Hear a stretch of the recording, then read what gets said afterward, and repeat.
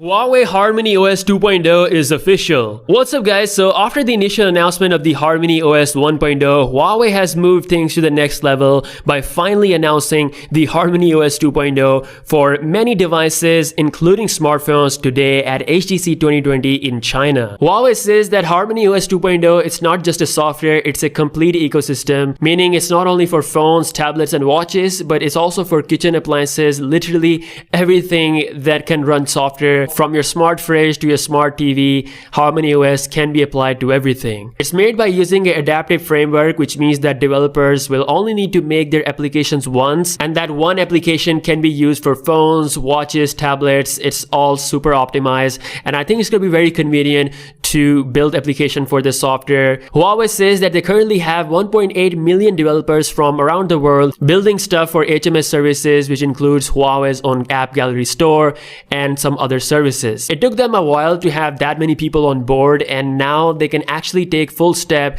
in releasing the Harmony OS 2.0 for their smartphones. Yes, all existing Huawei phones that are running EMUI 11, which was by the way announced today as well, they all can be updated to the Harmony OS 2.0, and Huawei has said that their first smartphone with Harmony OS 2.0 will come officially in 2021. They further explained that Harmony OS 2.0 has the highest security certification, which is CCEAL5+.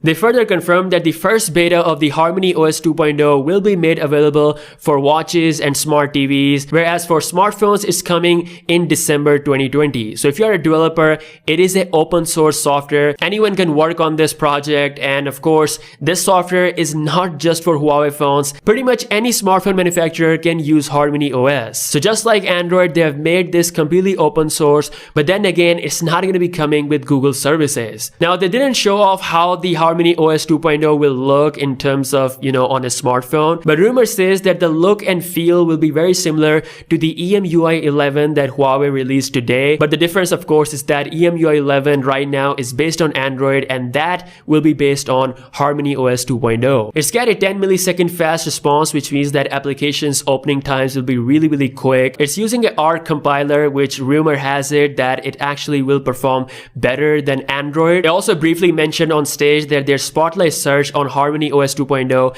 is actually faster than the Spotlight search you see on iOS. Again, only time will tell. I will say that the competition is nice to have. If you look at past couple of years, only Android and iOS are dominating the game, and the thought of having a third software system is just completely insane. So if any company that has a slight chance of pulling this off is Huawei, their Harmony OS 2.0 is looking kind of promising. So it's nice that it's finally coming out, but here's the thing. Software on Huawei phones is the least concern right now. The big problem is hardware. Huawei can't even make a flagship phone anymore. United States completely destroyed Huawei's ability to make a proper high-end flagship phone. First, they took away Google services, and despite that, Huawei still continued to ship phones with their open Android version, but then they took away their ability to make flagship processors. And now, believe it or not, they're even taking away their ability to have flagship displays. After September 15th, any company who uses US-based technology won't be allowed to work with Huawei, which means Samsung and LG won't be allowed to do business with Huawei. They won't be allowed to sell their OLED displays, not even RAM and memory and some other hardware things. Without a flagship processor or having the latest OLED display,